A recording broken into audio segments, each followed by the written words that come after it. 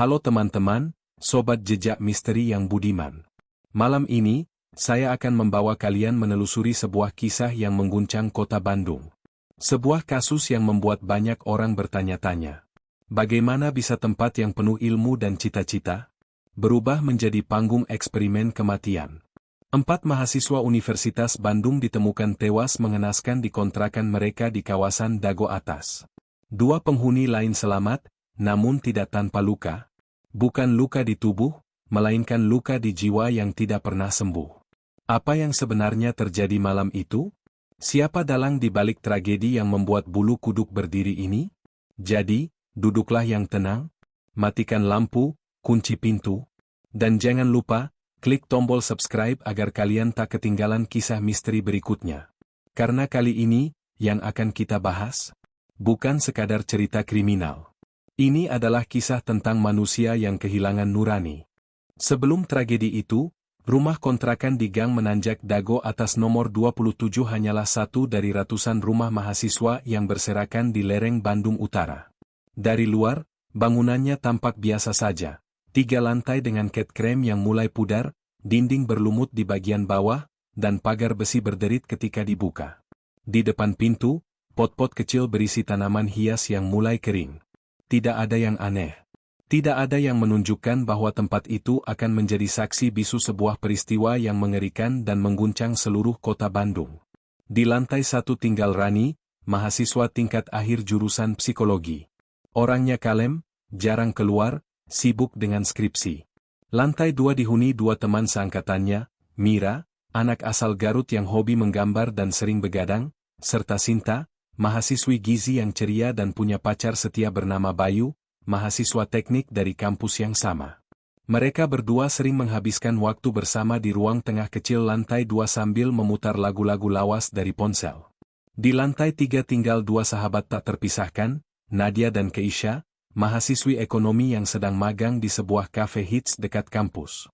Keduanya dikenal ramah dan aktif di organisasi. Mereka juga memelihara seekor anjing kecil berbulu putih bernama Miku yang disayang semua penghuni rumah.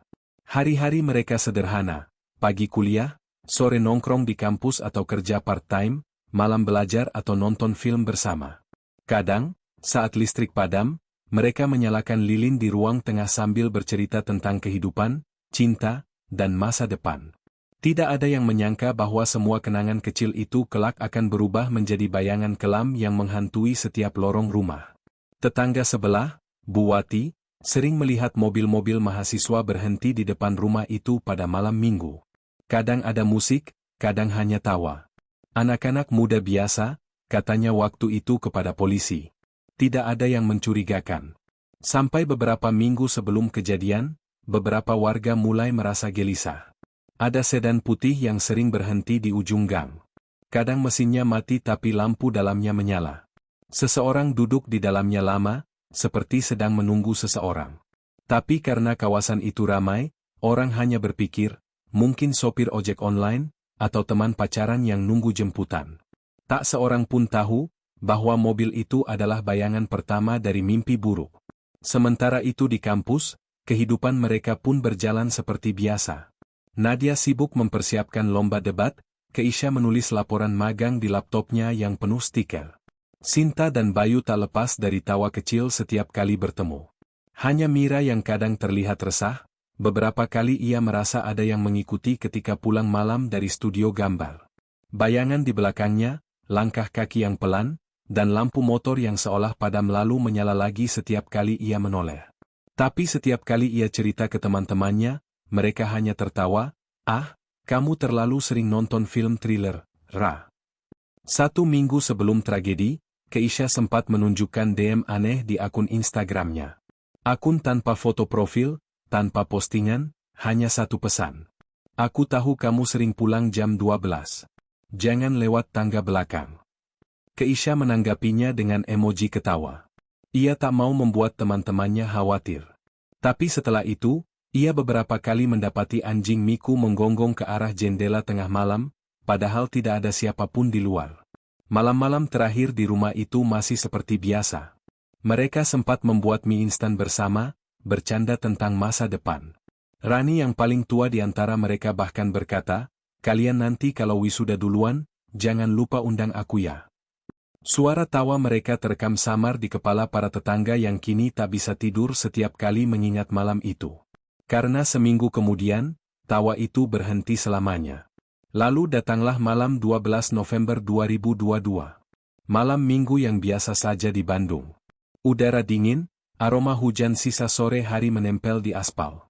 Keisha dan Nadia memutuskan pergi ke kafe tempat mereka magang, katanya mau lepas penat. Sinta dan Bayu pergi ke pesta kecil di rumah teman seangkatan. Mira menggambar di kamarnya, sementara Rani sudah tertidur lebih awal karena migrain. Pukul 1.30 dini hari, Keisha dan Nadia memesan ojek online untuk pulang. Kamera CCTV di tikungan sempat menangkap keduanya turun dari motor dan berjalan sambil tertawa kecil menuju kontrakan. 15 menit kemudian, lampu di lantai 3 padam. Tidak ada suara lagi selain gemericik hujan ringan. Di luar, sedan putih itu muncul lagi. Parkir sekitar 2 rumah dari kontrakan, lampu dimatikan. Keesokan paginya, semua orang akan berbicara tentang bau besi dan amis yang tercium dari jendela lantai 2. Tapi malam itu, tidak ada yang tahu apapun. Tidak ada yang sadar bahwa di dalam rumah itu, jam sudah mulai berdetak menuju fajar kematian. Mereka masih hidup. Masih bernapas. Masih bermimpi. Untuk beberapa jam lagi. Bandung setelah hujan selalu punya aroma yang khas, campuran antara tanah basah, kayu lembab, dan sedikit wangi kopi dari kafe-kafe kecil di gang sempit. Tapi bagi penghuni rumah kontrakan nomor 27 di Dago Atas, malam-malam setelah tanggal 12 November mulai terasa berbeda. Ada sesuatu yang tak bisa dijelaskan dengan kata-kata, udara seperti lebih berat, suara langkah di luar rumah terdengar lebih dekat, dan beberapa benda kecil seolah berpindah tempat tanpa alasan. Semua bermula dari hal sederhana. Pagi itu, Rani menemukan paket tanpa nama di depan pagar.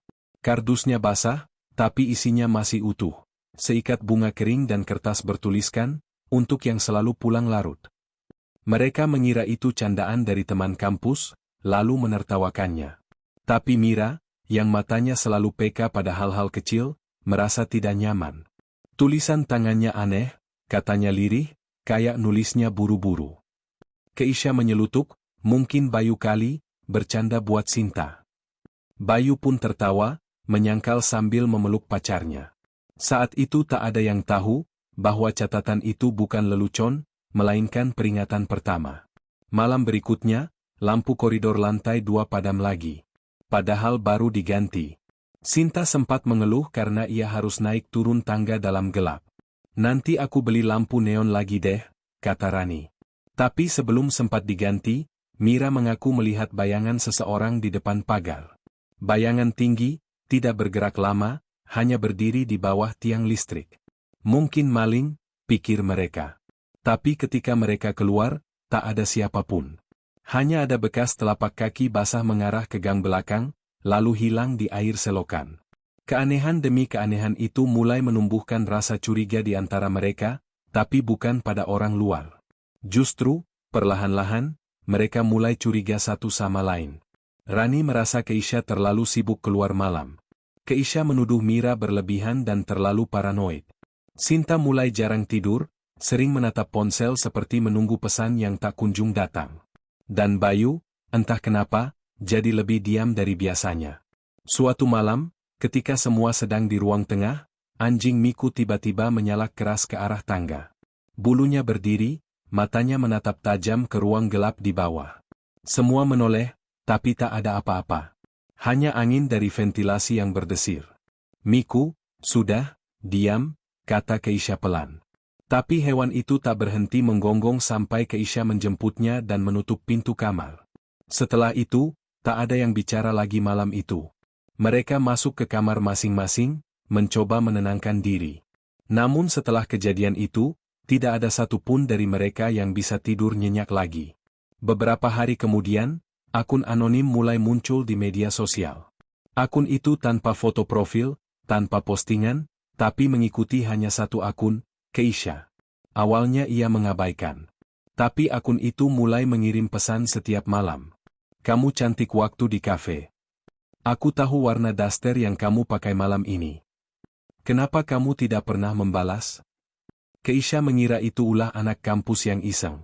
Ia bahkan sempat membalas, siapa ini? Kalau bercanda, stop ya. Tidak ada balasan.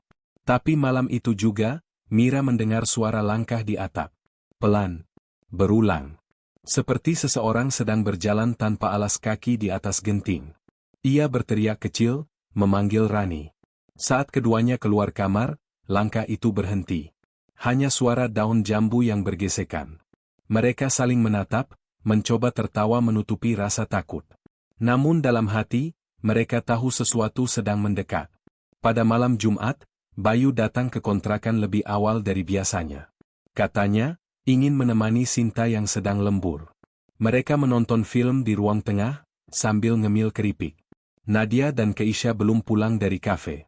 Saat itu jam hampir menunjukkan pukul 23.45 ketika listrik tiba-tiba mati total. Suara Miku menggonggong lagi, kali ini dari lantai 3. Sinta spontan menjerit kecil, sedangkan Bayu menenangkan sambil menyalakan senter ponsel.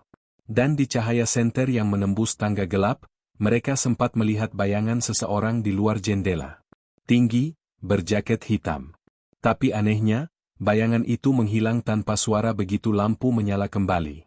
Keesokan harinya, laporan gangguan listrik diterima PLN dari kawasan itu. Tapi petugas mengatakan tidak ada masalah jaringan di sekitar Dago. Mungkin korslet internal, kata mereka. Namun yang lebih aneh lagi, petugas juga menyebut bahwa di jam yang sama, seseorang menghubungi nomor darurat PLN dari ponsel yang terdaftar atas nama salah satu dosen muda Universitas Bandung, seorang asisten pengajar di Fakultas Kriminologi yang dikenal tenang dan pendiam. Namanya, Brahma Kencana. Tidak ada dari mereka yang mengenal nama itu secara pribadi, tapi kelak nama itulah yang akan mengguncang seluruh kota. Hari-hari berikutnya terasa seperti menunggu sesuatu pecah. Mira tidak lagi menggambar. Rani jarang keluar kamar. Nadia mengeluh sering merasa diikuti saat pulang. Keisha mulai menutup tirai setiap malam, bahkan ketika udara panas. Mereka semua tahu sesuatu tidak beres, tapi tak ada yang berani membicarakannya. Retak itu sudah terbentuk. Tipis. Sunyi. Hanya menunggu satu malam untuk benar-benar pecah menjadi tragedi. Pukul 4, gonggong Miku, tangisan, dan sepatu lelaki. Subuh di Bandung selalu punya irama yang tenang. Kabut tipis merayap dari bukit, lampu-lampu jalan masih menyala redup, dan embun mulai menempel di kaca jendela. Tapi di rumah kontrakan nomor 27, di gang kecil Dago atas, ketenangan itu pecah oleh suara yang tidak seharusnya ada, gonggongan Miku yang parau, tajam, seperti memperingatkan bahaya yang tak terlihat. Pukul 3.58, jam digital di kamar Mira menunjukkan waktu yang ganjil. Ia terbangun, separuh sadar. Dari balik pintu kamarnya, ia mendengar suara langkah ringan di lantai atas, langkah yang tidak dikenalnya. Langkah itu pelan tapi teratur, seperti seseorang yang tahu betul letak setiap papan lantai, berhenti sejenak, lalu berjalan lagi. Lalu disusul suara gesekan benda logam. Mungkin gagang pintu. Mungkin sesuatu yang lebih tajam. Mira menahan napas. Miku kembali menggonggong keras dari lantai 3, tempat kamar Keisha dan Nadia berada. Gonggongan itu bukan seperti biasa, lebih serak, lebih panik, dan di sela-selanya ada suara teriakan lirih seorang perempuan, cepat, tercekik, lalu hening. Keisha, panggil Mira, pelan. Tidak ada jawaban. Suara lain muncul. Langkah yang lebih berat kini menuruni tangga, pelan, seperti seseorang yang mencoba agar tidak terdengar. Mira menempelkan telinganya ke dinding. Ia bisa mendengar napas seseorang, berat, kasar, seolah menahan emosi. Bau logam samar tercium dari celah pintu, bau besi yang tajam, seperti darah yang baru keluar dari kulit. Lalu, sebuah suara laki-laki terdengar pelan di tengah keheningan itu. Sudah cukup. Dua kata. Dingin. Tenang. Dan justru karena terlalu tenang, kata-kata itu membuat darah Mira membeku. Pintu kamar Sinta terbuka sedikit. Ia mengintip, matanya sayu karena belum sepenuhnya bangun. Ada apa, Mir? Bisiknya. Mira hanya menggeleng. Diam. Jangan keluar. Tapi belum sempat mereka bicara lebih jauh, bayangan hitam melintas di koridor. Sekejap saja. Cukup untuk melihat jaket hitam panjang, sarung tangan gelap, dan masker kain menutupi wajahnya. Lelaki itu tinggi, tubuhnya tegap, dan di tangan kirinya terlihat sekilas cahaya logam yang memantul dari pisau panjang. Mira tak sempat berpikir. Ia menutup pintu, menahan napas, dan mundur perlahan ke dinding. Jantungnya berdegup cepat, seakan ingin melompat keluar. Ia mendengar langkah itu mendekat ke kamarnya, berhenti tepat di depan pintu. 1 detik. 2, 3. Pegangan pintu bergerak. Lalu, berhenti. Ia bisa mendengar suara Miku menyalak lagi di atas, disusul bunyi benda jatuh, mungkin meja, mungkin tubuh. Tangisan lirih muncul lagi, kali ini lebih pelan, terpotong-potong. Tolong, itu suara perempuan. Suara Keisha. Tapi kemudian, hening lagi.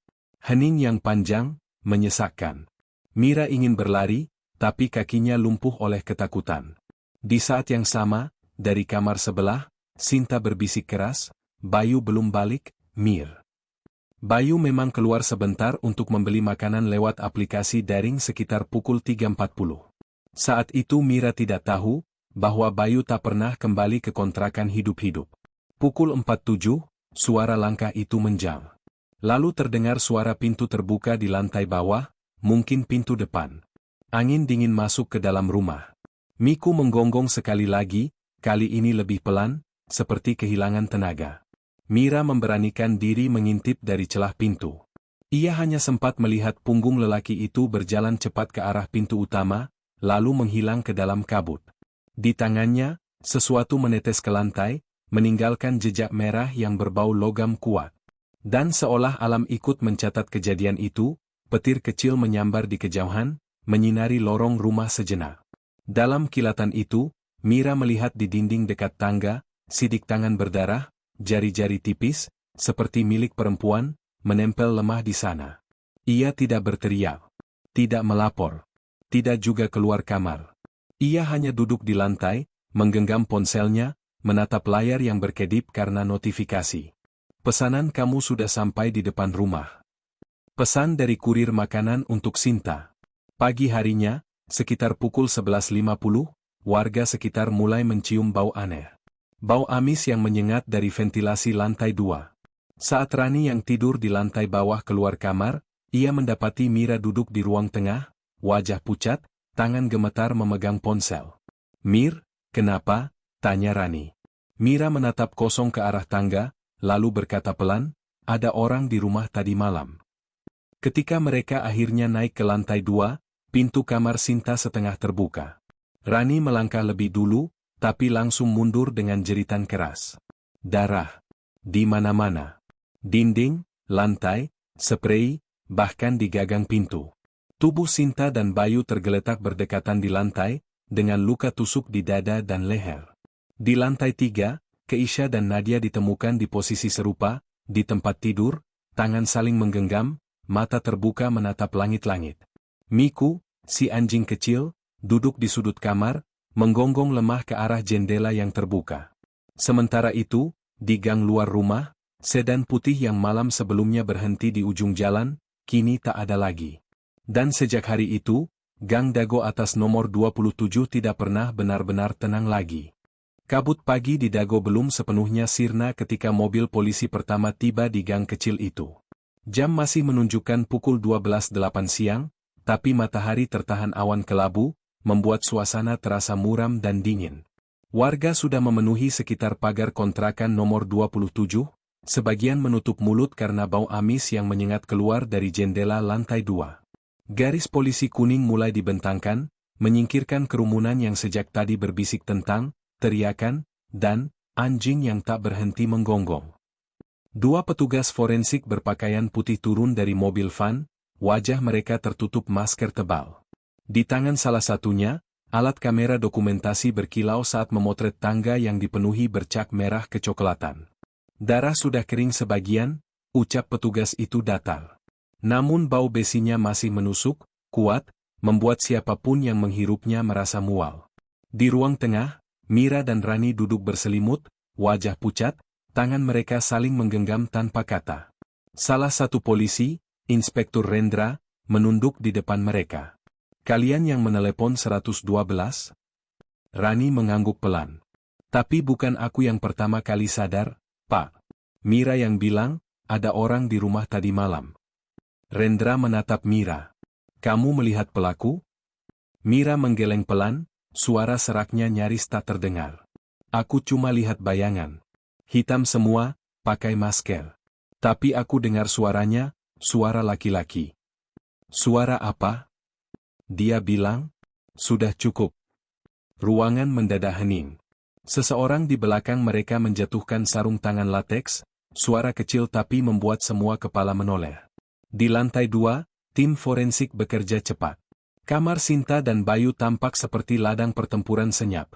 Sprei berlumur darah, meja terbalik, dan di lantai dekat pintu ditemukan bungkus makanan daring yang belum dibuka. Nomor pesanan tertera jelas, pukul 3.42 waktu Indonesia Barat.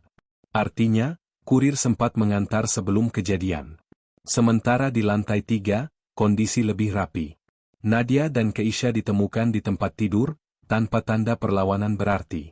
Di lantai, anjing kecil Miku duduk diam, menatap seolah mengawasi tubuh majikannya. "Anjing ini selamat?"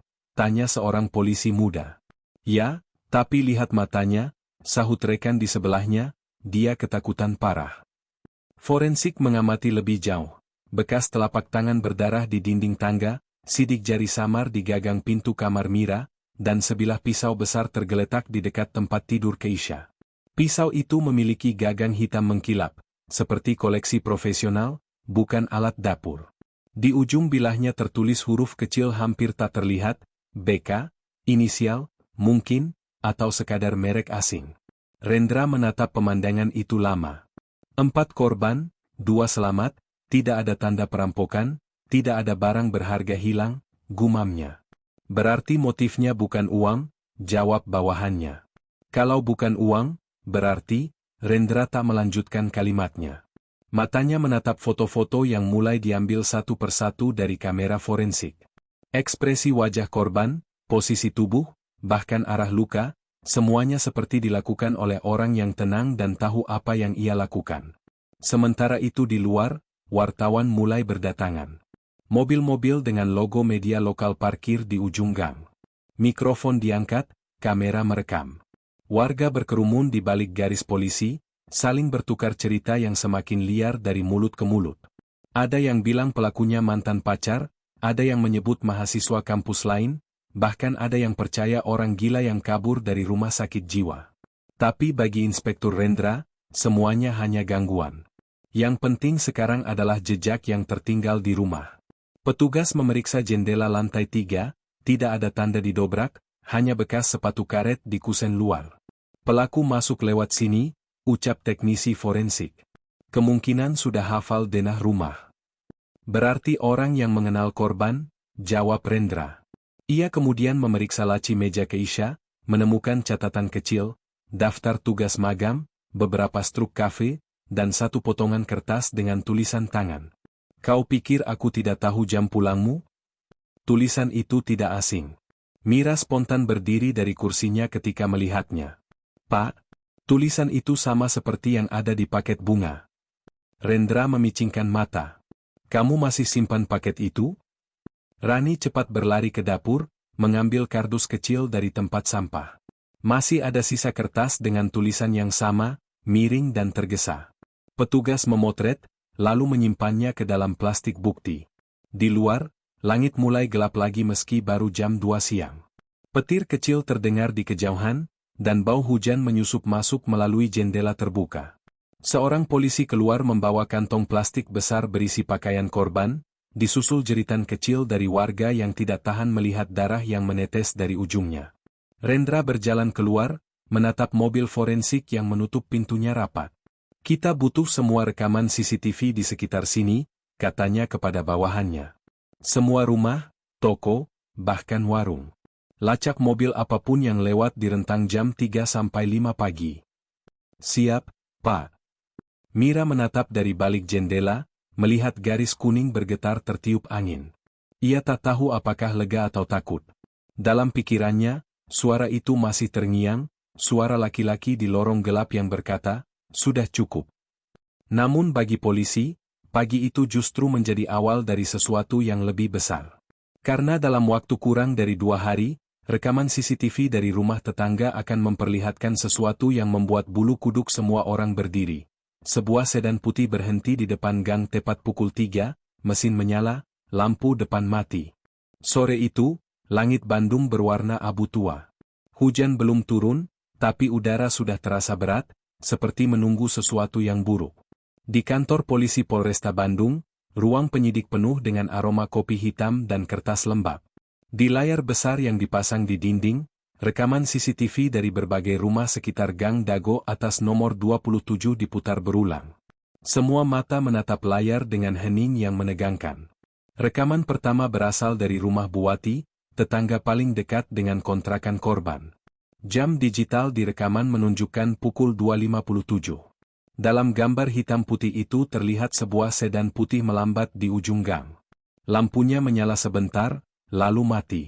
Mobil berhenti sekitar 20 detik, kemudian perlahan mundur ke arah tikungan dan menghilang.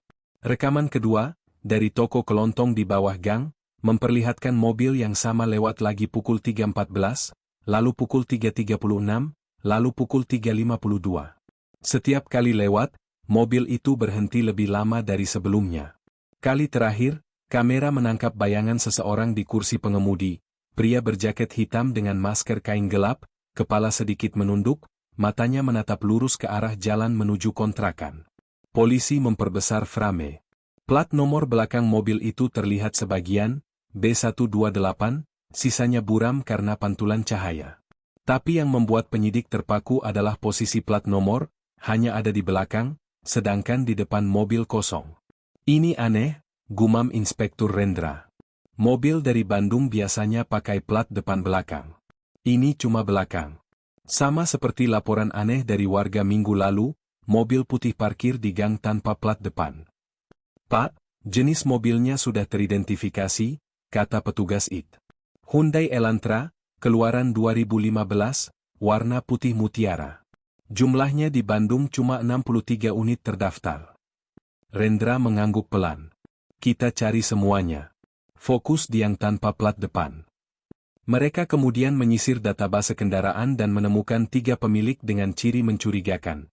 2 diantaranya pegawai swasta biasa, 1 lainnya adalah Brahma Kencana, 28 tahun, asisten dosen di Universitas Bandung, Fakultas Kriminologi. Nama itu membuat ruangan hening seketika.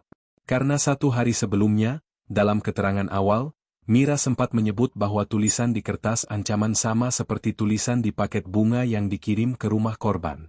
Dan dari hasil awal lab forensik, goresan tinta di kertas itu menunjukkan karakter tulisan tangan yang khas, condong ke kanan, tekanan kuat, dan bentuk huruf B melengkung tegas. Persis seperti tanda tangan di kartu identitas Brahma Kencana. "Coba lihat CCTV lain, mungkin ada wajahnya lebih jelas," perintah Rendra. Petugas memutar video dari kamera kafe kecil di bawah gang. Jam 4.18 pagi. Mobil putih itu terlihat keluar dari arah Dago atas dengan kecepatan tinggi, lampu menyala terang, hampir menabrak motor tukang sayur yang lewat. Saat mobil melewati kamera kedua, bayangan di dalamnya lebih jelas. Seorang pria berkulit sawo matang, rambut pendek rapi, mata tajam menghadap lurus ke depan. Wajah itu cukup jelas untuk membuat salah satu penyidik berbisik, "Pak, saya kenal dia. Dia sering isi seminar kriminologi di kampus kami." Rendra menatap layar itu lama. "Kriminologi," ulangnya pelan. "Jadi dia belajar bagaimana pelaku berpikir, dan sekarang, dia jadi pelakunya?" Mereka menarik data tambahan. Dari catatan kampus, Brahma dikenal brilian tapi tertutup. Nilainya tinggi, sering membantu dosen senior dalam riset tentang profiling pelaku kejahatan. Ia bahkan pernah menulis esai tentang bagaimana seorang pembunuh bisa menghapus motifnya dengan merencanakan seolah tanpa alasan. Tulisan itu dimuat di jurnal kampus 2 bulan sebelum kejadian. Dan sekarang, di hadapan polisi, teori itu tampak menjadi kenyataan. Malamnya, tim penyidik bergerak ke kos Brahma di kawasan Cikutra. Kos itu 2 lantai, tenang, Hanya dihuni beberapa mahasiswa pascasarjana. Brahma sedang tidak di tempat. Menurut penjaga kos, ia pergi sejak pagi, membawa mobil putihnya. Biasanya pulang malam, Pak, kata penjaga itu. Tim kemudian memeriksa kamarnya. Rapi, terlalu rapi. Buku-buku kriminologi tersusun simetris di rak, catatan penelitian tertata, tapi di dalam laci meja kerja, mereka menemukan sarung tangan hitam, masker kain gelap, dan celana panjang hitam dengan noda kecoklatan di lututnya. Di tempat sampah kamar, potongan kertas robek bertuliskan kalimat setengah utuh. Tidak ada yang mengerti aku, tapi aku mengerti mereka. Satu hal lagi yang membuat mereka terdiam, di atas meja kerja, ada foto kelompok mahasiswa. 5 orang tersenyum, 2 di antaranya adalah Keisha dan Nadia. Rendra menatap foto itu lama, lalu bertanya pada petugas, dia dosen pembimbing magang, bukan? Petugas mengangguk. Betul, Pak. Korban magang di kafe yang sama yang dikelola fakultas. Semua kepingan puzzle itu mulai tersambung. CCTV, tulisan tangan, bukti fisik, dan hubungan personal antara pelaku dan korban. Namun belum ada cukup bukti untuk menangkap. Pantau mobilnya, perintah Rendra. Kita tunggu dia pulang malam ini. Pukul 23.47, sedan putih itu muncul di ujung jalan kos. Mobil berhenti pelan, lampu padam. Seorang pria keluar, membawa tas hitam di bahu. Polisi segera bergerak, tapi Rendra menahan. Belum. Kita ikuti dulu. Lihat kemana dia pergi. Brahma berjalan cepat ke arah mobil, menyalakan mesin, lalu keluar dari kompleks kos, menuju arah Pasteur. Polisi mengikuti dari jarak aman. Mobil itu terus melaju ke utara, lalu berbelok ke jalan menuju Lembang, menembus kabut malam. Dia mau kabur, ujar petugas di mobil kedua. Rendra hanya menatap GPS. Belum tentu. Kadang, orang seperti dia justru mau kembali ke tempat yang mengingatkannya pada karya. Mereka ingin melihat kekacauan yang mereka ciptakan. Dan benar saja, sekitar pukul 00.32, mobil putih itu berhenti di tikungan dekat Dago atas nomor 27. Brahma turun. Menatap rumah yang kini gelap dan dijaga garis polisi. Tangannya gemetar, tapi bukan karena takut. Melainkan karena rindu pada adrenalin yang dulu mengalir malam itu. Rendra memegang radio. Sekarang, tangkap dia. Lampu-lampu mobil polisi menyala bersamaan, menembus kabut malam dengan kilatan biru. Brahma menoleh cepat, matanya lebar, lalu berlari ke arah gang. Tapi kabut dan batu licin tak berpihak padanya. Ia terpeleset, jatuh di tanah becek, dan sebelum sempat bangkit, 4 polisi sudah menodongkan senjata. Brahma Kencana. Anda kami tangkap atas dugaan pembunuhan 4 mahasiswa Universitas Bandung. Dan di saat itu juga, dari balik kabut, suara Miku terdengar lagi dari dalam rumah kontrakan, gonggongan panjang, lirih, seperti mengenali bayangan yang pernah menghantui malam itu. Pagi di hari penangkapan Brahma Kencana seharusnya menjadi pagi yang lega, tapi di ruang penyidik Polresta Bandung, udara justru semakin tegang. Tidak ada yang bicara terlalu keras. Di tengah ruangan, duduk seorang pria berusia 28 tahun dengan rambut tersisir rapi, wajah tenang tanpa ekspresi. Kemeja birunya dilipat di lengan, ada bekas lumpur kering di ujung celana.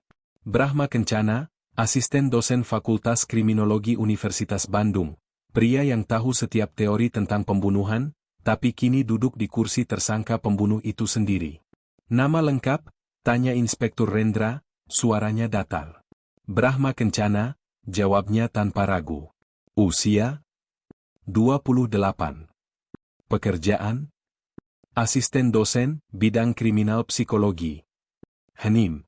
Suara kipas angin terdengar jelas. Rendra menatapnya lama, lalu bertanya pelan, kau tahu kenapa kamu di sini? Brahma menatap lurus ke depan. Karena kalian mengira aku membunuh mereka. Dan kau tidak? Brahma menghela napas pelan, tersenyum samar. Aku tidak ingat melakukan itu.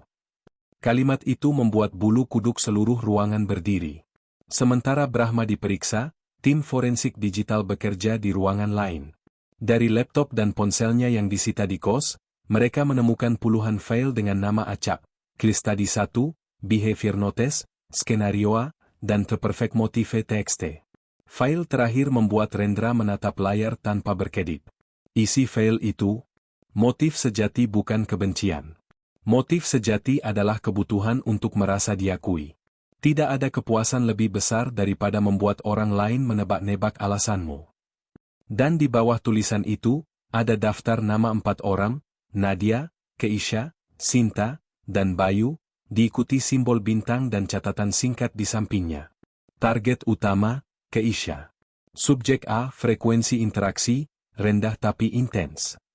Subjek B, Nadia pengamat, kemungkinan ikut terkena. Subjek C, Sinta, dan subjek D, Bayu kolateral. Rendra menutup file itu dengan rahang mengeras. Dia bukan lupa. Dia menikmati ini. Dari hasil penyelidikan ponselnya, ditemukan juga riwayat akun anonim yang digunakan untuk mengirim pesan ke Keisha di media sosial. IP address-nya terhubung ke jaringan Wi-Fi kampus Universitas Bandung. Satu pesan yang belum sempat terkirim membuat merinding siapapun yang membacanya. Aku sudah memutuskan. Malam nanti aku akan memerhatikanmu lebih dekat. Dari jarak yang tidak bisa kau bayangkan. Sore hari, interogasi kedua dimulai. Rendra meletakkan selembar kertas di depan Brahma, potongan kertas dari paket bunga dan tulisan di kamar Keisha. Ini tulisanmu, kan? Brahma melihatnya. Bibirnya terangkat tipis. Terlalu cepat menilai, Pak. Banyak orang bisa meniru tulisan tangan. Tapi hanya sedikit yang menulis dengan tekanan seperti ini, sahut Rendra. Tekanan kuat, huruf condong ke kanan. Menunjukkan dominasi, ambisi, dan kebutuhan kontrol. Ciri-ciri pelaku narsistik. Brahma tertawa kecil. Kau membaca buku yang aku tulis, rupanya. Rendra mencondongkan tubuhnya. Kau mengajarkan teori bagaimana pembunuh berpikir, dan kau mempraktikannya. Tidak, Pak, Brahma menjawab pelan, aku membuktikannya. Kata itu membuat udara seperti berhenti. Mata Rendra menajam. Kau ingin diakui? Kau ingin dunia tahu bahwa kau lebih pintar dari korbanmu? Brahma menatap kosong, lalu berbisik, mereka tidak mengerti. Aku hanya ingin tahu, bagaimana rasanya menghapus seseorang dari realitas. Aku ingin tahu bagaimana keheningan terdengar setelah jeritan berhenti. Rendra berdiri mendadak, menahan amarah. Tapi Brahma tidak bergeming. Keisha menolakmu, ya? Tanya Rendra dengan suara lebih rendah. Kau suka padanya. Dia anggap kau aneh. Kau balas dengan darah. Brahma memejamkan mata. Dia cantik dalam kesempurnaannya, Pak. Tapi kesempurnaan itu membuatku gatal. Aku ingin melihat bagaimana ia pecah. Di ruangan lain, tim IT menemukan satu hal lagi yang mengguncang. Sebuah forum daring yang sering diakses Brahma, menggunakan nama pengguna paparogers_id. Dalam forum itu, ia menulis puluhan komentar analisis tentang kasus pembunuhan di Dago, sebelum polisi bahkan merilis detail ke publik. Salah satu komentarnya berbunyi, pelaku meninggalkan pisaunya dengan sengaja, karena ia ingin dunia tahu alat yang ia pilih. Pisau adalah simbol kontrol, bukan kemarahan. Tanggal postingan itu, 2 hari sebelum polisi menemukan pisau di TKP. Artinya, dia tahu sebelum publik tahu. Dan hanya pelaku yang bisa tahu. Malam itu, Rendra berdiri di depan ruang interogasi, menatap Brahma yang duduk sendirian di balik kaca 2 arah. Dia tidak menyesal, kata salah satu perwira muda. Rendra mengangguk. Tidak. Orang seperti dia tidak menyesal. Dia merasa sedang menulis tesis hidupnya sendiri. Jadi motifnya apa, Pak? Rendra diam sebentar. Obsesi. Pengakuan. Dan, mungkin, rasa iri. Terhadap orang-orang yang bisa hidup normal. Hujan turun pelan di luar kantor. Suaranya seperti mengetuk-ngetuk genting, mengiringi tatapan Brahma yang tetap tenang. Di tangannya, borgol berkilat tipis. Tapi di matanya, ada sesuatu yang lebih tajam daripada pisau manapun, kebanggaan. Ketika lampu ruangan dimatikan dan interogasi dihentikan untuk malam itu, Brahma tersenyum kecil. Pak, katanya pada petugas yang menuntunnya ke sel, tahu apa yang lucu dari semua ini? Petugas menatap curiga. Apa? Brahma menatap lurus ke depan. Mereka belum menemukan semua catatanku. Dan di saat yang sama, di laboratorium forensik, seorang teknisi membuka flash disk kecil dari meja kerja Brahma.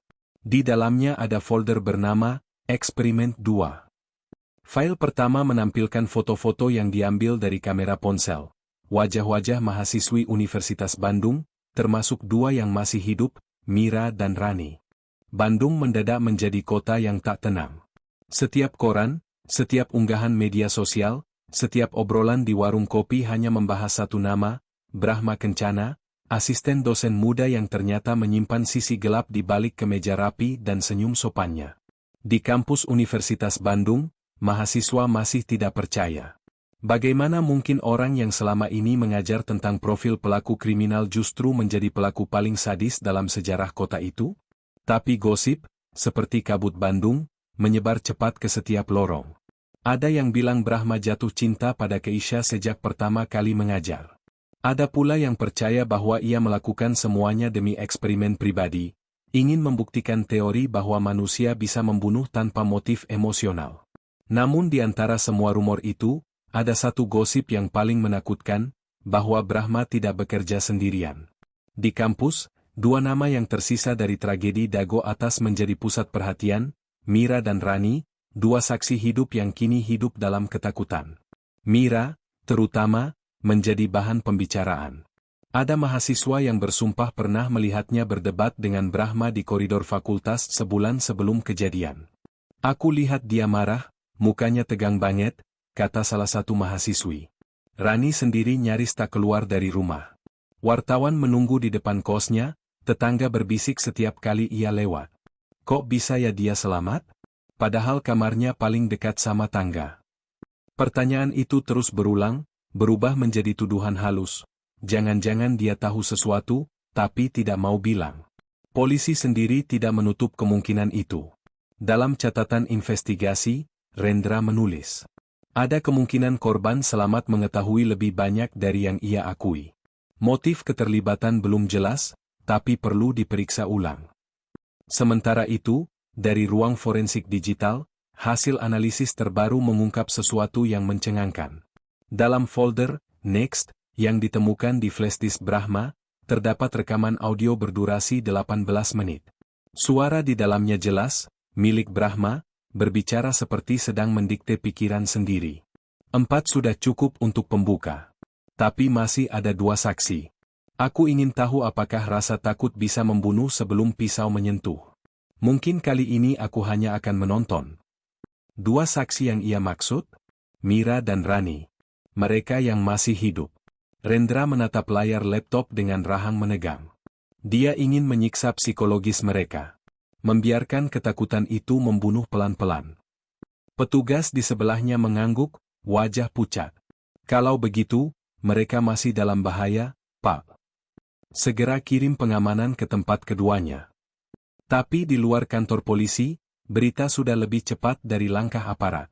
Mahasiswa mulai membuat thread panjang di Twitter. Forum online dipenuhi teori liar, ada yang bilang Brahma anggota sekte, ada yang bilang ia dikendalikan eksperimen dosen senior, ada pula yang percaya ia hanya kambing hitam dari konspirasi universitas. Dan di balik semua itu, ada seseorang yang menulis komentar pendek di forum anonim tengah malam. Kalian tidak tahu apapun tentang eksperimen itu. Ada yang belum selesai. Akun itu baru dibuat sehari sebelumnya.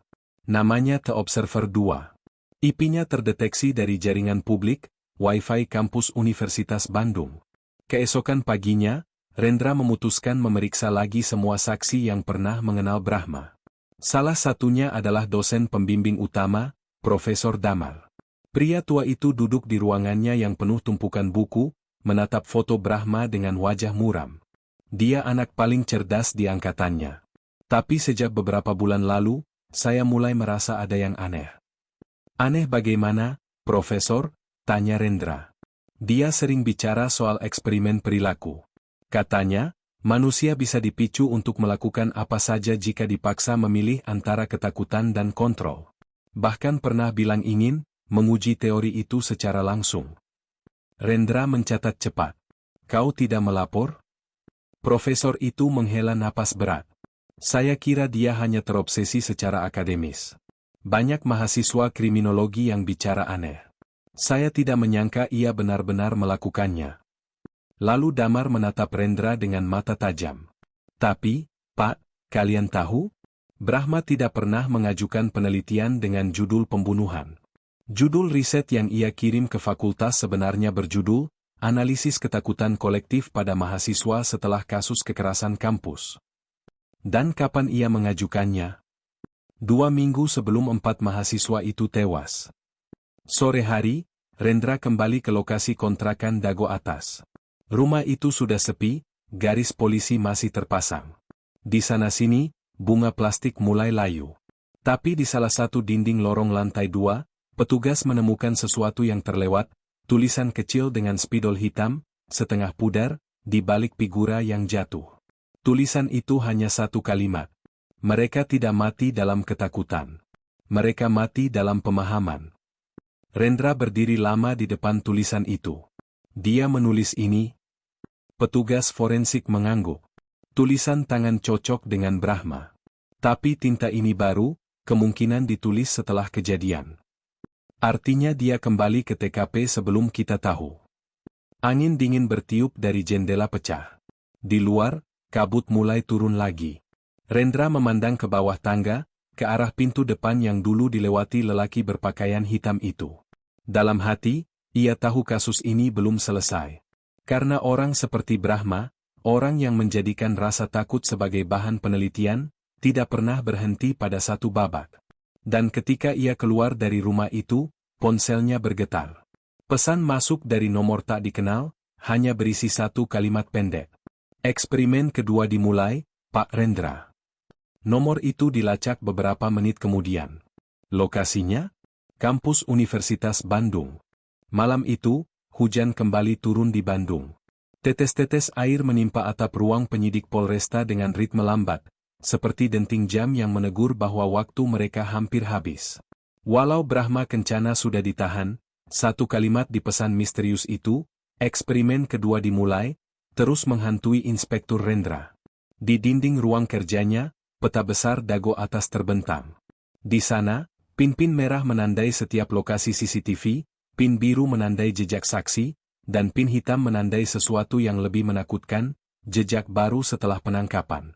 Pak, kami baru dapat laporan, ujar Bribtu Deni, penyidik muda yang tampak pucat. Tadi sore, sekitar pukul 5, ada seseorang menaruh bunga kering di depan rumah Mira. Bunga kering? Rendra menatap tajam. Ya, Pak. Bungkusnya sama persis dengan yang ditemukan di TKP dulu. Bahkan ada catatan kecilnya. Bawa catatannya ke sini. Beberapa menit kemudian, Rendra membaca potongan kertas itu. Tulisan tangan mirip, tapi sedikit berbeda, lebih bergetar, seperti ditulis terburu-buru. Tulisan itu berbunyi, "Kau selamat waktu itu. Tapi kau belum selesai." Nada dingin dalam kalimat itu menyalakan kembali amarah dalam dada Rendra. "Pastikan Mira dalam pengamanan penuh," katanya cepat. "Dan Rani juga. Kita tidak tahu siapa yang bermain sekarang." Sementara itu, tim forensik digital kembali ke analisis ponsel Brahma. Dari riwayat log, ternyata ada pesan terkirim dari ponselnya setelah ia ditahan. Dikirim pukul 21.08 malam, tepat 15 menit sebelum bunga misterius itu ditemukan. Bagaimana bisa? Ponsel Brahma disita sejak siang hari. Rendra segera memeriksa ruangan penyimpanan barang bukti. Di sana, 2 petugas jaga tampak gugup. "Siapa yang terakhir mengakses ponsel tersangka?" tanya Rendra. Petugas pertama menunduk. "Seorang dosen kampus, Pak," katanya utusan dari fakultas, "bawa surat izin pemeriksaan tambahan." "Nama dosen itu?" Petugas menelan ludah. "Profesor Damar, Pak." "Henim." Suara hujan semakin keras di luar, seperti guntur menertawakan sesuatu yang baru terungkap. Keesokan paginya, tim segera menuju rumah Profesor Damar. Rumah tua di kawasan Cipaganti itu berbau kayu basah dan buku berdebu. Pintu depan sedikit terbuka, seolah menunggu kedatangan mereka. "Profesor Damar," seru Rendra. Tak ada jawaban. Begitu mereka masuk, udara di dalam terasa dingin, tidak wajar. Ruang tamu penuh buku-buku berserakan, dan di meja kerja profesor itu tergeletak surat tulisan tangan. Di atas surat itu, sebuah flashdisk kecil dan foto Brahma sedang tersenyum. Isi surat itu pendek, tapi cukup untuk membuat seluruh ruangan membeku. Brahma bukan pelaku tunggal. Aku harus menyelesaikan eksperimen ini sebelum mereka menutup mulutku. Rendra membuka flashdisk itu di laptop. Di dalamnya ada video berdurasi 4 menit. Gambar pertama menampilkan ruangan laboratorium kampus, alat-alat psikologi, papan tulis, dan Brahma sedang duduk di depan kamera. Suara di belakang kamera terdengar jelas. Baik, rekamannya jalan. Ini bagian pertama eksperimen, tahap provokasi. Itu suara Profesor Damar. Dalam video itu, Brahma menjelaskan sesuatu yang terdengar seperti naskah akademik, namun kalimatnya gelap. Kami ingin mengukur seberapa lama seseorang bisa menahan rasa takut sebelum kehilangan logika. Target ideal, kelompok mahasiswa dengan hubungan emosional erat. Metode, paparan ancaman psikologis berulang, diakhiri dengan stimulus ekstrim untuk menghapus rasa aman. Video berhenti di tengah kalimat. Rendra menatap layar, darahnya dingin. Mereka, menguji rasa takut manusia. Petugas di sebelahnya bergumam, jadi 4 korban itu, bagian dari percobaan? Rendra menggeleng perlahan. Entah siapa yang memulai, tapi jelas Brahma bukan sekadar pelaku. Ia alat. Malam itu, Rendra kembali memeriksa Brahma di sel tahanan. Ia membawa laptop berisi video itu. Profesor Damar. Dia ikut di eksperimenmu? Brahma terdiam lama, sebelum tersenyum miring. Eksperimen siapa, Pak? Punya siapa? Aku atau dia? Jangan main kata, bentak Rendra. Kau pikir ini permainan akademik? Brahma menatapnya lekat-lekat, matanya datar. Tidak semua yang mengajarkan tentang kejahatan punya niat jahat, Pak. Tapi ada yang lebih jahat dari kejahatan itu sendiri, rasa ingin tahu. Rendra meninju meja. Kau bilang Profesor Damar tahu semua ini? Lebih dari tahu, jawab Brahma pelan. Dia yang memilih mereka. Dia yang ingin melihat siapa yang paling lama bertahan sebelum takut membunuh dirinya sendiri. Berarti, korban bukan dipilih acak. Tidak, senyum itu muncul lagi, sinis. Keisha adalah mahasiswa terbaik di kelas eksperimen Damar. Nadia, partnernya. Sinta dan Bayu, subjek kontrol. Sedangkan Mira dan Rani, Brahma berhenti, menatap dinding. Mereka masih punya peran. Eksperimen belum selesai, kan? Mendengar itu, Rendra tahu waktu tidak berpihak pada mereka. Ia segera memerintahkan pencarian besar-besaran terhadap Profesor Damar. Tapi saat tim menyisir rumah dan laboratoriumnya, sang profesor lenyap. Tidak ada jejak kemana ia pergi, kecuali satu kamera CCTV yang sempat merekamnya memasuki mobil hitam dengan plat nomor palsu, mengarah ke jalan luar kota. Dan di bawah kursi ruang kerja Damar, tim menemukan amplop kecil berisi potongan tiket bus ke arah Garut. Di atasnya, tulisan tangan yang kini sangat dikenal. Eksperimen 2, subjek pengganti, Mira. Rendra menatap amplop itu dengan rahang mengeras. Dia masih memburu mereka. Malam itu, hujan turun lebih deras. Bandung kembali berselimut kabut.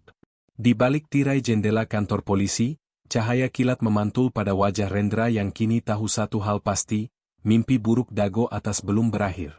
Dan entah di mana, di sebuah kamar gelap yang dindingnya penuh catatan, Profesor Damar menulis di buku jurnalnya. Ketakutan mereka adalah bahan bakar. Aku harus lihat sejauh mana trauma bisa bertahan sebelum berubah menjadi kegilaan. Subuh yang dingin di Bandung tak lagi terasa tenang. Hujan semalam belum benar-benar berhenti, menyisakan genangan di jalan dan udara lembab yang menusuk tulang. Di tengah kelamnya fajar itu, sirene mobil polisi meraung memecah sepi. Tujuan mereka, kampus Universitas Bandung, tempat yang dulu menjadi kebanggaan, kini berubah jadi sarang ketakutan. Di dalam mobil hitam, Inspektur Rendra menatap layar ponsel yang menampilkan pesan terakhir dari nomor tak dikenal. Jika ingin menyelamatkan Mira, datanglah ke tempat awal kami mulai. Sendirian. Tempat awal itu jelas maksudnya, Fakultas Kriminologi, Tempat Brahma dulu mengajar dan tempat Profesor Damar sering melakukan eksperimen perilaku. Rendra menarik napas panjang. Dia mau aku datang sendiri. Kalau itu jebakan, biarlah. Tapi kalau Mira benar-benar di sana, kita tak punya waktu. Bribtu Denny di kursi depan menatap lewat kaca spion. Pak, kami siapkan tim di sekitar kampus. Kami pantau dari jauh. Rendra mengangguk. Jangan masuk sampai aku beri kode. Damar bukan orang biasa. Dia tahu setiap pola pikir polisi. Kampus Universitas Bandung tampak sunyi saat Rendra melangkah masuk. Kabut pagi masih menggantung di antara gedung tua. Suara langkahnya menggema di koridor basah yang kosong. Bau lembab bercampur dengan sesuatu yang asing, bau zat kimia. Lampu di salah satu ruangan menyala samar. Ruangan itu adalah laboratorium eksperimen perilaku, tempat yang dulu digunakan Brahma dan Damar untuk penelitian. Pintu terbuka sedikit. Dari celahnya, terdengar suara halus seorang pria. Jangan takut, Mira. Ini hanya penelitian. Kau hanya perlu memahami ketakutanmu. Rendra mendorong pintu perlahan. Di dalam, ia melihat Mira duduk di kursi dengan tangan terikat. Matanya sembab, tubuhnya gemetar. Di depannya berdiri Profesor Damar, mengenakan jas laboratorium yang kini berlumur noda tinta hitam. Di tangannya, alat perekam suara menyala.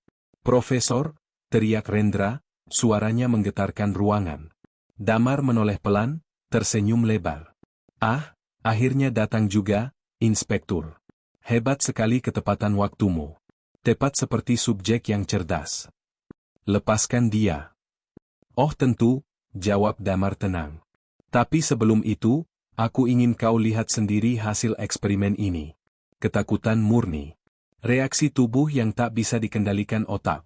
Ini, keindahan dalam kekacauan. Mira menangis, berusaha bicara, tapi Damar menekan bahunya. Tenang, subjekku. Kau hanya perlu diam. Kita hampir selesai. Rendra melangkah maju, pistolnya terangkat. Kau sudah gila, Damar. Ini bukan eksperimen. Ini penyiksaan. Penyiksaan? Damar tertawa rendah. Tidak, Pak Rendra. Ini pembuktian ilmiah. Bukankah kita semua terobsesi dengan pemahaman tentang kejahatan? Brahma hanya muridku yang terlalu bersemangat. Tapi dia mengacau. Dia membiarkan emosinya ikut bermain. Aku tidak. Jadi kau yang memerintahkannya membunuh 4 mahasiswa itu? Damar menghela napas, seolah lelah dengan pertanyaan bodoh. Aku tidak memerintah. Aku hanya mengamati. Aku menempatkannya dalam situasi yang memicu insting terdasar manusia. Selebihnya, ia memilih sendiri. Itulah keindahan dari eksperimen sosial. Rendra maju selangkah. Dan sekarang kau ingin mengulangnya dengan Mira? Ya, jawab Damar tanpa ragu. Karena ketakutan Mira lebih murni. Ia selamat dari tragedi pertama, tapi trauma yang ia bawa jauh lebih kuat dari kematian itu sendiri. Aku ingin tahu, kapan trauma berubah menjadi gila.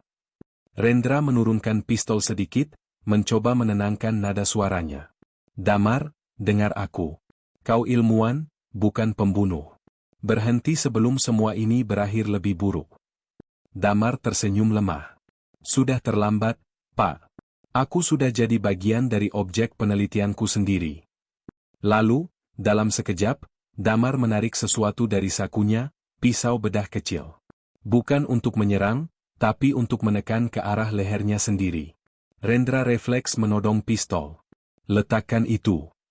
Tapi Damar tertawa. Kau tahu teori, ketakutan terbesar manusia? Bukan kematian. Tapi kehilangan kendali atas pikirannya sendiri. Aku, sudah kehilangan itu sejak lama. Sebelum sempat bergerak, suara tembakan bergema keras. Dor. Pisau di tangan Damar terlepas, melayang ke lantai. Darah mengalir tipis dari bahunya. Rendra berlari mendekat, menjatuhkan senjatanya, menendang pisau jauh-jauh. Mira berteriak lirih, Pak, di belakangnya. Ada bom waktu. Rendra menoleh, benar saja, di meja belakang ada alat elektronik dengan lampu berkedip merah, hitungan mundur menunjukkan angka pukul 00:01 menit 32 detik. Dia pasang bom? Di kampus ini? Damar tertawa lemah sambil duduk di lantai. Bukan bom besar. Hanya reaksi kimia.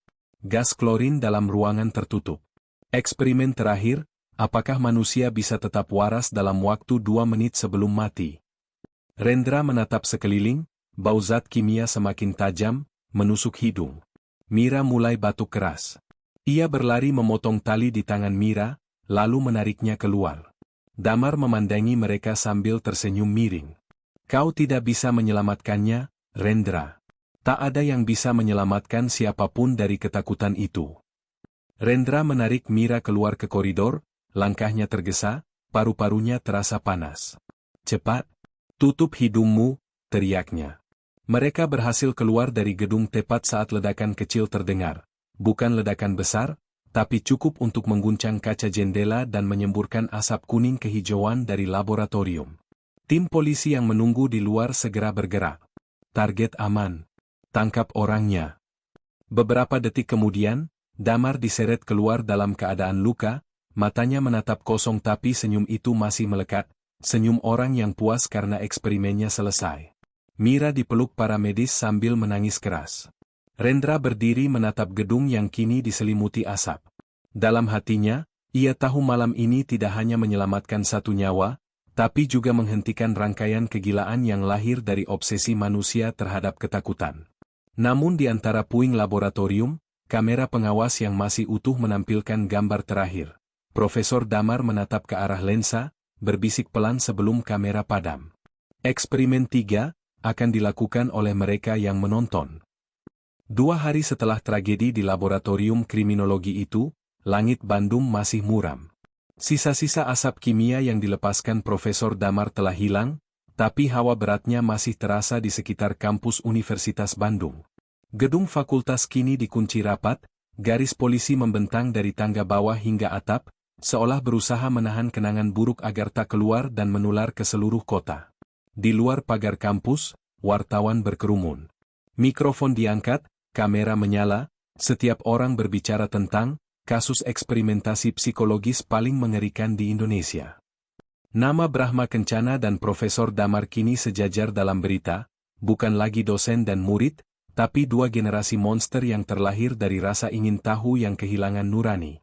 Sementara itu, di rumah sakit Hasan Sadikin, Mira masih dirawat. Ruangannya steril, tapi matanya tak pernah tenang. Kadang menatap kosong ke arah jendela, kadang menggigil mendadak saat mendengar langkah kaki di koridor. Rendra datang sore itu, membawa setangkai bunga lili putih. "Bagaimana kabarmu hari ini?" tanyanya pelan. Mira tersenyum samar, tapi suaranya serak. "Lebih baik, Pak. Tapi, kadang saya masih dengar suaranya." "Suaranya siapa?" "Profesor Damar," bisiknya. "Dia bilang eksperimennya belum selesai." Rendra menatap gadis itu lama, mencoba tersenyum menenangkan. "Itu hanya bayangan, Mira. Dia sudah ditangkap. Sekarang kamu aman." Mira menggeleng pelan. Bapak belum lihat matanya waktu terakhir itu. Dia seperti menikmati semuanya, bahkan saat nyawanya hampir hilang. Rendra menunduk. Ia tak bisa membantah. Karena di balik semua bukti, ia tahu satu hal. Damar dan Brahma bukan orang yang menyesal, mereka bangga. Dan kebanggaan seperti itu tidak mati hanya karena tubuhnya ditahan. Di sel isolasi Polresta Bandung, Brahma duduk di kursinya, tenang, dengan luka kecil di pipinya. Ia baru saja selesai diperiksa ulang, tapi tetap tanpa ekspresi. "Profesor Damar ditangkap," kata petugas. "Eksperimennya berakhir." Brahma tertawa pelan, menatap lantai. "Berakhir? Tidak, Nak. Eksperimen tidak pernah berakhir. Ia hanya berganti peneliti." Petugas itu menatap bingung. "Maksudmu apa?" Brahma menatapnya dengan senyum miring. "Kau ikut menonton videonya, bukan? Kau penasaran kenapa mereka melakukannya? Itulah cara eksperimen berlanjut, di kepala kalian." Kalimat itu menggema di kepala petugas itu bahkan setelah pintu sel ditutup. Sejak malam itu, tak ada satupun penjaga yang mau sendirian menjaga Brahma lebih dari 5 menit. Sementara Damar dirawat di ruang tahanan rumah sakit karena luka tembaknya. Tubuhnya lemah, tapi pikirannya tajam. Profesor, tanya Rendra yang datang menjenguk, apa yang sebenarnya kau cari dari semua ini? Damar menatap langit-langit putih di atasnya, tersenyum samar. Pemahaman, Pak. Tentang manusia. Tentang batas di mana logika berhenti dan ketakutan mengambil alih. Aku ingin tahu, apakah Tuhan benar-benar menciptakan kita dengan nurani, ataukah nurani itu hanya reaksi kimia di otak? Dan untuk itu kau bunuh 6 orang? Rendra membalas dengan suara bergetar. 4, sahut Damar tenang. 2 lainnya masih hidup. Karena harus ada saksi. Tanpa saksi, eksperimen kehilangan maknanya. Rendra memukul meja. Kau pikir kau ilmuwan, tapi kau cuma pengecut yang bersembunyi di balik teori. Damar tersenyum tanpa suara. Begitulah biasanya orang yang belum memahami hasil penelitiannya sendiri. Rendra meninggalkan ruangan itu dengan tangan mengepal. Tapi sebelum pintu tertutup, Damar berucap lirih. Sampaikan pada Mira, eksperimen tidak akan mengejarnya. Ia akan mengejar dirinya sendiri. Kata-kata itu menusuk seperti racun, bukan ancaman fisik, tapi benih trauma yang bisa tumbuh di dalam pikiran siapapun yang mendengarnya. Malamnya, Rendra duduk di balkon kantornya, memandangi lampu-lampu Bandung yang redup di kejauhan. Ia menulis laporan terakhir di berkas kasus. Kasus Dago Atas, ditutup dengan penangkapan 2 tersangka utama, Brahma Kencana dan Profesor Damar. Namun motif sebenarnya masih menjadi misteri. Bukti menunjukkan keterlibatan emosional dan akademik yang saling tumpang tindih. Efek psikologis pada korban selamat masih berlangsung. Ia menutup map itu perlahan. Tapi di bagian belakang berkas, ia menyelipkan satu foto rumah kontrakan Dago Atas yang kini kosong. Di jendela lantai 2, tampak siluet samar. Tidak jelas siapa, tapi seperti seseorang sedang berdiri, menatap keluar. Seminggu kemudian, polisi menurunkan garis pembatas di kontrakan itu.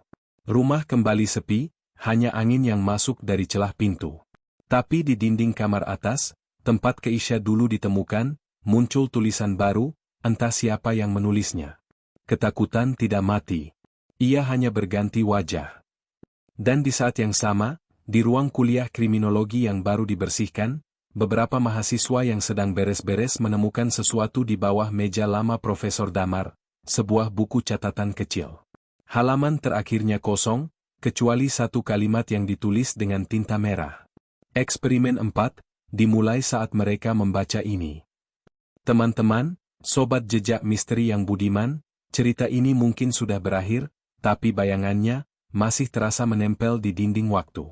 Kasus yang mengguncang Universitas Bandung ini bukan sekadar kisah tentang pembunuhan, tapi tentang sesuatu yang lebih kelam, bagaimana obsesi, rasa ingin tahu, dan ketakutan bisa bergabung menjadi racun yang membunuh lebih tajam dari pisau. Beberapa bulan telah berlalu sejak malam ketika laboratorium itu meledak. Bandung kembali sibuk seperti biasa, tapi bagi mereka yang tahu kisah ini, kota itu tak lagi sama. Setiap kali melewati jalan Dago Atas, orang-orang masih berbisik pelan. Itu rumah tempat 4 mahasiswa ditemukan tewas, tempat eksperimen gila itu dimulai. Rumah itu kini kosong. Tidak ada yang berani menempatinya. Beberapa warga yang tinggal di sekitar mengaku kadang mendengar suara langkah pelan di lantai atas, atau gonggongan anjing di tengah malam, padahal, tak ada hewan peliharaan di sana lagi. Bagi sebagian orang, itu mungkin cuma imajinasi. Tapi bagi yang tahu kebenarannya, itu bukan sekadar suara. Itu adalah gema dari ketakutan yang belum selesai.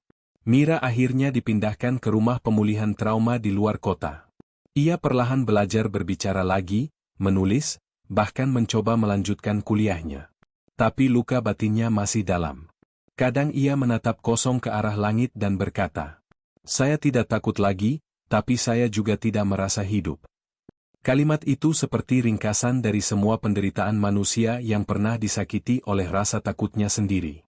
Rendra masih sering menjenguk, bukan sebagai polisi, tapi sebagai seseorang yang kehilangan sebagian dari dirinya dalam kasus itu. Ia tahu bahwa meski kasus sudah tertutup di atas kertas, jejaknya tak akan pernah benar-benar hilang. Sementara itu, baik Brahma maupun Profesor Damar kini mendekam di penjara yang berbeda. Brahma masih tenang, mencatat setiap hari dalam buku catatannya. Petugas mengatakan, tiap malam, sebelum tidur, ia selalu menulis kalimat yang sama di halaman terakhir. Manusia belajar dari ketakutan, tapi tidak pernah berhenti menciptakannya. Sedangkan Damar, dalam kondisi fisik yang lemah, kini kehilangan kemampuan bicara akibat luka di dadanya. Namun di dinding selnya, ditemukan tulisan dengan darah jari. Eksperimen tak memerlukan suara. Kedua kalimat itu, walau ditulis oleh dua orang berbeda, menyampaikan hal yang sama, bahwa ketakutan adalah warisan yang tidak bisa dimusnahkan.